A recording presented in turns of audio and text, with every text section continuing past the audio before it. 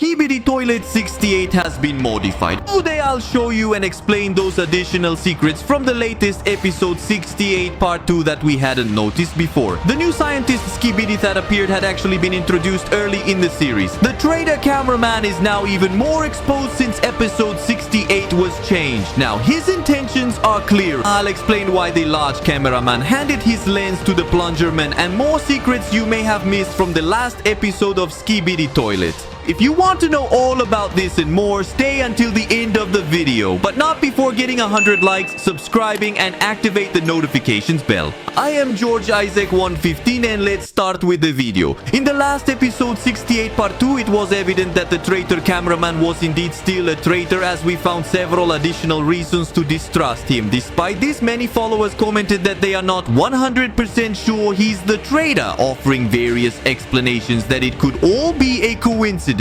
However, DAFUQ has brought new evidence that he is indeed the traitor, and I'll show you below to dispel any doubts. Recently, DAFUQ uploaded a video on his YouTube channel titled Skibidi Toilet 68 Full Episode. This confirms that episode 68 consists only of parts 1 and 2 and it's concluded. When DAFUQ uploads a complete episode by combining previous parts, he usually modifies certain things he may have noticed at the last minute. For example, what happened with the logo of the Skibidi toilet base, which had to be censored and changed. Well, in this episode 68, it's no exception. Something that happened in part 2 was changed in the complete version, and it's precisely related to the surviving cameraman. As I mentioned in my previous video, which I recommend watching above, it seems strange to me that the surviving cameraman tried to save the plungerman and the large cameraman when the construction Skibidi realized they were there. As seen in part 2, after the Skibidi discovered them, the large cameraman fired his rocket launcher. After this, the surviving cameraman shot a green ray from his device to close the door and then fled. However, in the complete episode 68 version, after the large cameraman fires his rocket launcher, the POV plungerman gives the Skibidi toilet an impolite gesture. Now, the surviving cameraman does nothing. In this new version, he didn't try to close the door to save his companions, and we see him fleeing, leaving them to their fate. Perhaps DAFUQ realized it makes no sense for this surviving cameraman to try to save them if he's not truly on their side. Even for him, it's better if they die since there's no evidence of what they just witnessed. That's why he removed that scene from part 2, and now in the complete episode, the surviving cameraman fled instead of rescuing them. To fill that gap where the surviving cameraman was seen helping them, DAFUQ added a longer scene where the plungerman gives an impolite gesture, the middle finger. So if you still believe the surviving cameraman is innocent, I'll show you more evidence. Obviously, you're free to believe what you prefer, but this guy is too suspicious. Before continuing with the explanation, if you find this video interesting, I invite you to give a like at this video. Remember that if we reach 100 likes and you subscribe activating the notification bell, I'll bring more secrets and explanations of Skibidi Toilet. Many were confused with the explanation I gave that this traitor cameraman was the one who caused the door to close and crushed the great speaker man in episode 67. I'll explain that part more detailed. Now that we've seen episode 68 and understand how this green ray device works with which it can open and close doors, I'll explain better what happened in episode 67. Now, what actually happened is that the surviving cameraman was already inside the Skibidi toilet base for some strange reason. He was the one who opened the doors for the scientist Skibidi to take refuge inside the base. The surviving cameraman used his green ray device to open the door. However, he didn't expect the large speaker man to hold the door so it wouldn't close, allowing the POV large cameraman to enter with his companions. So the surviving cameraman had no choice but to wait for everyone to enter. However, he noticed that the plungerman was running towards him, presenting an excellent opportunity to crush him with the door and simultaneously eliminating the large speaker man, the only witness who realized that the surviving cameraman was already inside the base. When the POV large cameraman was running to the base, the surviving cameraman wasn't seen anywhere since he was already inside the base. While the large speaker man held the door, the green rays were still at the controls. This means that as long as these rays are green, the door won't close. But the surviving cameraman used his device and placed it behind him to press a button, instantly turning off the green rays on the controls. At that exact moment, the doors became heavier for the great speakerman and he ended up being crushed. It's not a coincidence that this happened at the same time. It was planned by the surviving cameraman who deactivated the green rays at the exact moment to end the large speaker man, although he couldn't finish off the plunger man. And now let's talk about several things we don't know, such as when they opened the first door, a Skibidi toilet with glasses and a kind of cell phone in his hand were visible. However, upon closer inspection, it's actually a wooden board with a metal part on top. In reality, it's a typical office memo board, not a device. Thanks to viewer Red2D64 for notifying me of this in the previous video. If you find any additional secrets, feel free to comment below, as you might appear in the next video. Later in the episode, when the plunger man and the large cameraman approached where the Skibidi toilets were being manufactured, they reached a part where there were yellow lines on the floor. When the POV plunger man crossed these lines, the recording transmission error message appeared. This could mean that crossing this line caused the error. Perhaps in this area, the Skibidi toilets has a device that interferes with cameras to prevent any cameraman from infiltrating and recording or transmitting what's inside.